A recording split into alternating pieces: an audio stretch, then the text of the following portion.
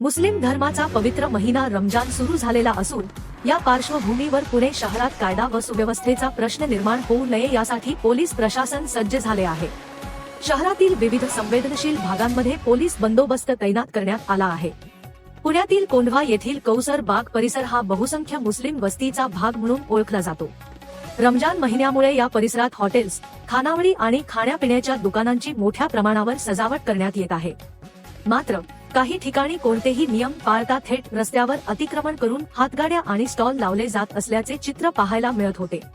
या अतिक्रमणाचा फटका मात्र स्थानिक नागरिकांना बसत होता। भर रस्त्यावर उभ्या असलेल्या हातगाड्या आणि स्टॉल्समुळे वाहतुकीस मोठ्या प्रमाणावर अडथळा निर्माण होत असून दररोज होणाऱ्या वाहतूक कोंडीमुळे नागरिक त्रस्त झाले होते। या संपूर्ण प्रकाराची दखल घेत आता कोंढवा पोलीस ठाणे ऍक्शन मोडवर आले आहे। नियमबाह्य पद्धतीने रस्त्यावर हातगाडी किंवा स्टॉल लावणाऱ्यांविरोधात पोलिसांनी थेट कारवाईचा बडगा उगारला आहे। अतिक्रमण हटवण्यासोबतच संबंधितांवर दंडात्मक कारवाईही करण्यात येत आहे। या पोलिसी कारवाईमुळे परिसरातील वाहतूक सुरळीत झाली असून स्थानिक नागरिकांनी पोलिसांचे आभार मानत या कारवाईचे स्वागत केले आहे।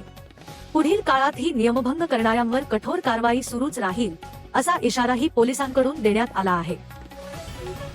मी कालपासून 2 दिवस झाला मी तुम्हाला प्रत्येकाला सांगतोय की रोडवर आपलं साहित्य आणू नका, जेणेकरून वाहतुकीला त्रास होईल। मी पहिल्यांदा तुम्हाला प्रत्यक्ष येऊन सांगितलं, परत प्रत्येक हॉटेल मालक चालक यांना देखील नोटीस दिलेल्या आहेत, तरी देखील आपण आज पण ऐकलेलं नाही। त्यामुळे मला नाईलाजास्तव ही कारवाई करायची वेळ आलेली आहे।